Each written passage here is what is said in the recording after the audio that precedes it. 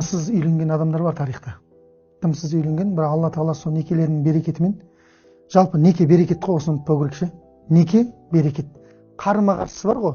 Некесіздік бұл берекетсіздік. Егер бойдағы жүріп былай да не қыла берем дейтін болсаң, өміріңнің бүкіл берекетін құртасың негізінде. Ал енді некемен болатын болса, бұл берекет деп жатқан себебім бар ғой. Пайғамбарымыздың мақтанатын сол ғой, саллаллаху алейхи вассалам. Мен дейді, ана адам атадан бастап некесіз болмаған адамдардың арасынан шықпаған. Көрдіңіз ба?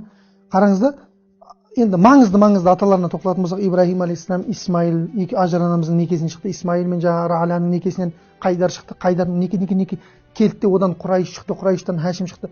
Барлығының арасында неке бар. Некесіздік, арсыздықпен дүниеге келіп қалған бала жоқ, қыз жоқ кісінде. Тектілік қой бір жағынан. Сол некенің ең соңғы берекетін қарасаңшы, Құдайдың істеп жатқан.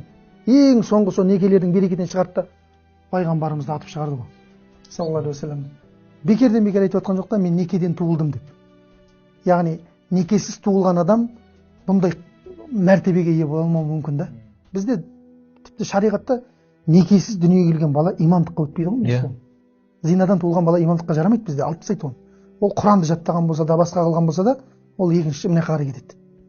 Демек ол Алланың өзінің бұйырған тазалығы ғой, енді сол сақталу қажет қой. Көрдіңіз ба?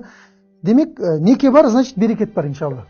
Енді оған шамалы дүниеге сабыр қылатын, әйелге де көркем мінез сабырлық болса, Алла Тағала оларды кеңшілігімен байтам дейді. Демек ол пәтер жалдап тұруы да мүмкін, иә? Мүмкін. Ол жаңағы астында көлігі де болмауы мүмкін. Ол әйеліне жаңағы жаз сайын жаңағы шетелге демалдырып, немесе қымбат киімдерді алып бере алмауы да мүмкін. Инстаграмдағы кейбір блогерлердің өмірін сыйлай алмауы мүмкін.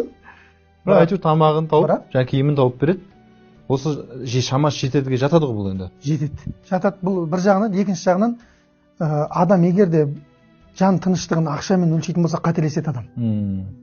Жанның не бір әйтпесе байлар ажыраспас еді ғой. Бір әпкемен сөйлестім да, мысалға да, енді деген кетіп қалған, жағдай деген кетіп қалған.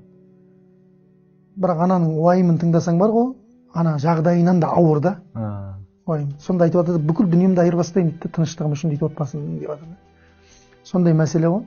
Ол ана аспандағы айды армандай берудің керегі жоқ. Оған да жетерсің бір күні, иншалла. Алла нәсіп қылып жатса.